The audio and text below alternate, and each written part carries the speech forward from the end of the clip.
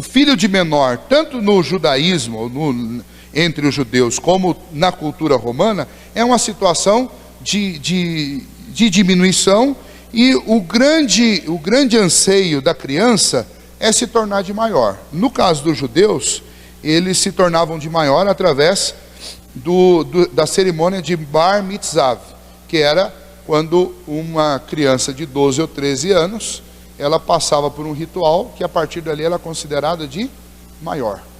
Entre os romanos, já é mais semelhante conosco, o liberalis, ou a maioridade, vinha aos 17 anos de idade. Então, tanto o judeu quanto o grego entendia muito bem essa questão de que é duro essa vida de menor e que é um grande anseio ficar de maior. E Paulo está dizendo assim, ó, a vida debaixo da lei foi a vida debaixo do cuidado de tutores, é a vida de menor. E a vida em Cristo é a vida de maior. É o liberalis para o romano e é o mitzvahs para o judeu. Veja lá, não importava se você fosse judeu ou se você fosse romano, se você não tivesse alcançado a maioridade, então você poderia ser um herdeiro, mas não ia viver como um herdeiro. Você ia viver dentro da sua própria casa, mas você seria muito mais parecido com um escravo do que com um herdeiro, porque você está debaixo da tutela de alguém. Da mesma maneira, os judeus viviam debaixo do Antigo Testamento, eram herdeiros do reino, mas viviam debaixo da escravidão da lei. Até o tempo em que pudessem entrar na herança. Isso significa o quê? Estar debaixo do reino de Deus. Entrar no reino de Deus. Isso nos conta algo sobre o Antigo Testamento. Era um tempo de infância. Mas este período de infância amadureceu, tornando-se agora maioridade. E aí você pode entender por que você encontra tantas vezes na Bíblia, no Antigo Testamento especialmente, dizendo, quando vier a plenitude dos tempos. Qual que é a ideia? A ideia é exatamente essa. Quando chegar a maioridade, quando chegar o tempo do amadurecimento, na plenitude dos tempos virá o Filho de Deus. É a ideia, exatamente isso, de que vai chegar um tempo em que vocês não precisarão viver mais debaixo da tutela da lei. Vocês não estarão mais sujeitos à tutela da lei.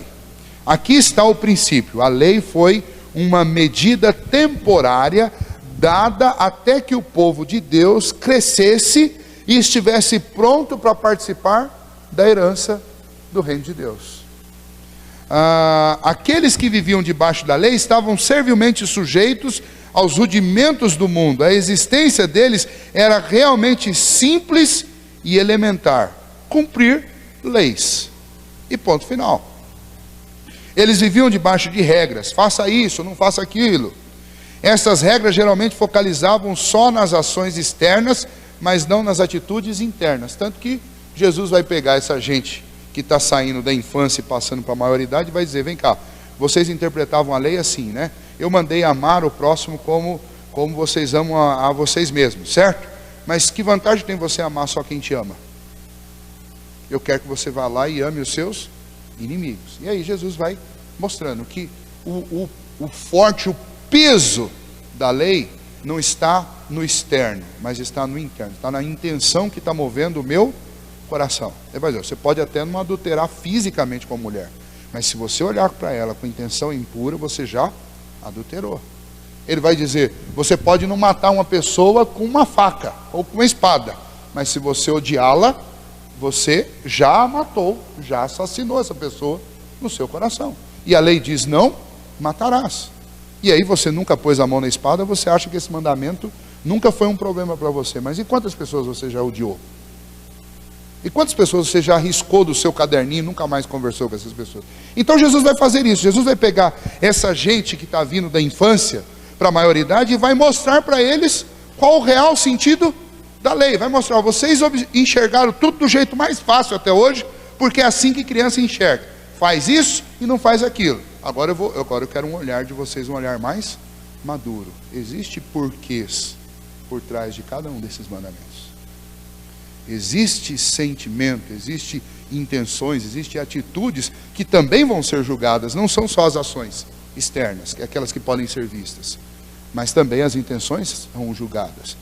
E aí veja que o que Jesus fez na realidade não foi nem abolir a lei, nem facilitar, foi ampliar o sentido e deixar ainda mais impossível para nós. Por isso que o fim da lei é Ele mesmo, porque para nós, depois que Jesus fez uma releitura da lei, ela se tornou muito mais difícil do que ela era antes. Mas a relação do Antigo Testamento, e eu queria fazer esse link hoje, a relação que os judeus tinham no Antigo Testamento com Deus é uma relação desejada até hoje pela grande maioria dos cristãos. Vou repetir. A relação que os cristãos tinham, ou que os judeus tinham no Antigo Testamento com Deus, essa relação sob tutoria, essa relação de menor, é uma relação desejada, por mais absurdo que isso pareça, mas é uma relação desejada até hoje. Deixa eu contar uma coisa para vocês, vocês provavelmente já ouviram, já viram, ou talvez até participaram. As igrejas que mais prendem gente e que mais são cheias de pessoas, de adeptos, são aquelas em que existem leis extremamente severas e um conjunto de regras de usos e costumes. Faça isso, não faça aquilo, faz isso, faz assim. Pode cortar o cabelo, não pode cortar o cabelo, pode usar barba, não pode usar barba, pode usar cabelo comprido, não pode assistir televisão, não pode assistir televisão. Quanto mais regrinhas desse tipo, parece uma coisa absurda, mas mais as pessoas gostam. As pessoas gostam, o ser humano gosta. O ser humano gosta de ser tratado igual criança. Passa a vida, os primeiros 18 anos da vida querendo ser de maior, e depois que fica de maior, ele quer que alguém fique ali dizendo o que ele tem que fazer, o que ele não tem que fazer. Aliás, nós estamos entrando por essa área cada vez mais. Está cada vez mais difícil de você achar uma pessoa que pense por si mesmo. A maioria das pessoas querem que você diga tudo. Quem é empresário aqui, quem lida com empresa, sabe a dificuldade que está de achar uma pessoa para trabalhar, e você não tem que ficar em cima dela dizendo o dia inteiro o que ela tem e o que ela não tem que fazer. Estou vendo aqui alguns já. É um sofrimento isso. Isso é em todo lugar. Isso é na empresa lá, isso é na igreja também. Aquele tipo de líder que pegava o script do negócio, lia e saía fazer, não tem mais. É raridade. A grande maioria você tem que ficar ali, ligar de manhã.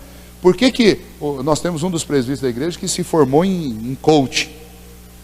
Ele está entre os 10 do Brasil já e está correndo atrás. É uma profissão, é uma das profissões do século 21. Coaching. O que o coaching faz? O coach é o cara chato que pega o telefone 5 minutos antes de você chegar no serviço para falar para você o que você tem que fazer. Mas você não já sabe? Sabe, mas alguém tem que ir lá. Você precisa de uma babá que fique ali, E aí, qual é a sua meta hoje? O que você vai fazer? Você observou que está no horário? E aí, hoje tem que chegar lá, hein? Chega sorrindo, faz sorrindo, força e tal. Aí ele vai mandar uma mensagem no seu celular 10 horas da manhã, para dizer para você, ele fez um laboratório com alguns que queriam emagrecer, e foi isso. Mandava mensagem 20 vezes por dia, para lembrar, com frase para te motivar. Quer dizer, mas o que nós estamos buscando? Nós estamos buscando tratamento de criança. E igrejas, quanto mais você deixa o cristão responsável pelo que ele tem que fazer por si mesmo, menos agradável vai ficando a igreja. Porque o cara quer alguém no pé dele todo dia para dizer, ei, fez, não é para fazer, não faz. E aí reclama, o pastor é duro, fica pegando no pé, mas adora aquele tipo de relação onde uma pessoa fica ali te coordenando o tempo inteiro. Isso é volta ao judaísmo. Volta ao judaísmo. Então eu cresci numa dessas igrejas, numa dessas denominações que é gigante nesse país e aumenta cada vez mais. E eu fico me perguntando, eu falei, gente, chega a parecer até ridículo você sentar num banco de uma igreja e ouvir alguém dizendo para você, mulheres, vocês não podem cortar cabelo, porque cortar cabelo é pecado. Homem não deixa barba, não usa. Mulher, olha a vaidade, tudo é vaidade. Não sabe nem o que significa o termo vaidade na Bíblia, que não tem nada a ver com embelezamento. Vaidade na Bíblia é fumaça, ilusão, vapor. E o cara fica lá falando, ó, que é a mulher não usar pintura. Ah, faz favor, né? Ou falta de tempo. Igreja não é para isso, não. Jesus disse, eu não vim abolir a lei, eu não vim acabar com a lei. Ele fala, eu vim cumpri-la. Então, não há abolição da lei. Há abolição, sim, das leis cerimoniais, porque elas todas apontavam para o sacrifício de Cristo, que Ele realizou, pum, acabou. Mas e as outras leis, leis morais? E as leis que nós temos aqui, que são as leis civis? Não existe a abolição de lei. Agora, o que Jesus está ensinando para nós aqui, o que Paulo está ensinando no texto de Gálatas, é que quando Cristo, Ele pagou o meu preço na cruz do Calvário, Ele me deu vida, Ele me tirou de um estado de escravidão a esse sistema da lei, que no meu caso era ineficaz, porque eu não dou conta de cumprir eu não dou conta dos pontos contratuais da lei, eu não tenho como cumpri-lo. O que Cristo fez? Cristo me libertou desse sistema, mas a lei continua existindo, e a lei continua sendo, nesse caso aí, boa para mim. Boa por quê? Porque ela é como um norte, ela me serve para que eu saiba como agradar a Deus, ela me serve para me ajudar a viver longe daquilo que vai trazer prejuízo para a minha vida. A lei, no sentido de mostrar o caminho, ela sempre foi maravilhosa, mas como ponte para Deus, como salvação, ela nunca foi boa para mim, porque eu nunca consegui cumpri-la. E o que Cristo fez foi me libertar desse sistema. Paulo chama esse sistema de um sistema de escravidão. Agora, vamos voltar lá, fazer o link para a gente concluir. Por que Paulo chama isso de escravidão da lei? Lembra lá do primeiro versículo? Quando eu estou de menor em casa, mesmo que eu seja herdeiro da casa inteira, enquanto eu sou de menor, eu sou o quê? Sou a mesma coisa que um escravo. Então não é à toa que Paulo vai usar essa ideia de escravidão à lei. O que ele está dizendo é o seguinte: não é que a lei é um algoz ruim que está sobre você. Não, ele está dizendo o seguinte: você é de menor, você é pequeno, você é infante. E a lei, ela é necessária para você, e a lei, ela não te dá salário, ela não te dá recompensa, e você precisa fazer tudo que ela manda, e você não dá conta, e você está sempre no negativo. Mas é essa a condição do Antigo Testamento. E qual que é a condição do Novo? Opa, a condição do Novo é o liberalis, é a maioridade.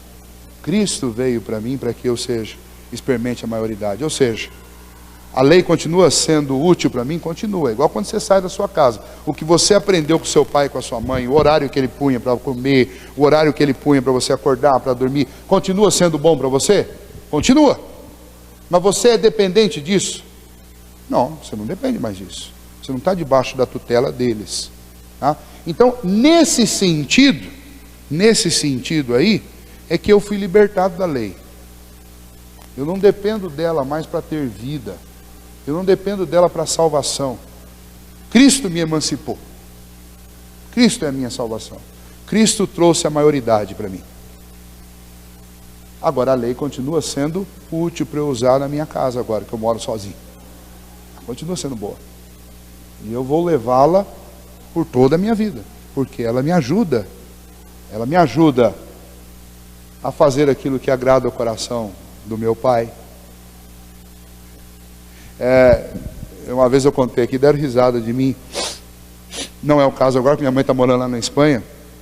Mas logo que eu casei, eu fui visitar minha mãe lá em Rondônia. Um pouco antes de eu casar, eu fui visitar minha mãe em Rondônia. E levei a Cibele, que elas mal se conheciam, né? Levei lá, e aí quando nós chegamos lá, a Cibele foi criada em São Paulo, e já jovem, estava acostumada a sair tarde da noite de casa e tal. Aí uma das noites, a gente estava se ajeitando para sair, 9h30, minha mãe falou: vocês vão aonde? A gente vai dar uma volta. Ela falou: mas você sabe que aqui em casa, o seu horário sempre foi 10 horas. A Cibele olhou espantada assim para mim. Eu falei: é verdade, meu horário sempre foi 10 horas. Eu falei: a senhora me permite sair, dar um passeio? Eu não vou demorar muito. Ah, tá bom, mas não demora. E depois, quando a gente voltou casado, aí a Cibele já sabia, e não querendo ter problema com a sogra, né? E mesmo casado, na casa da minha mãe, se eu quiser deixá-la contente, eu tenho que estar em casa 10 horas, não importa a idade. Eu sou obrigado a fazer isso? Não mais. Mas é bom fazer isso? Sim. Eu tenho que pensar na lei, a lei que eu tenho no Antigo Testamento, ela é assim também. A lei que eu tenho no Antigo Testamento é assim. Eu sou obrigado a cumpri-la para a salvação? Não, até porque eu não dou conta. Mas ela é boa para mim? E ela me ajuda a agradar a Deus? Sim. Então, os judeus estavam errando a mão, porque eles não entenderam que eles já estavam na maioridade. E eles estavam querendo forçar outras pessoas a se submeter às coisas deles, quando não eram mais necessárias. Mas Paulo também não está dizendo que o que eles tinham é ruim. Não, ele está apenas dizendo que a relação mudou. Não é mais aquela relação que eu estou debaixo da tutela, eu sou como um escravo. A relação agora é uma relação de maioridade, uma relação diferente. Porque agora eu fui adotado como um filho. Agora eu sou um filho adotivo de Deus. Minha relação com Deus é uma relação filial, adulta, não mais infante. Ok? Vamos parar por aqui hoje. Na semana que vem a gente continua lá a partir do versículo 6 até o 11, que é essa parte que fala da adoção de filhos.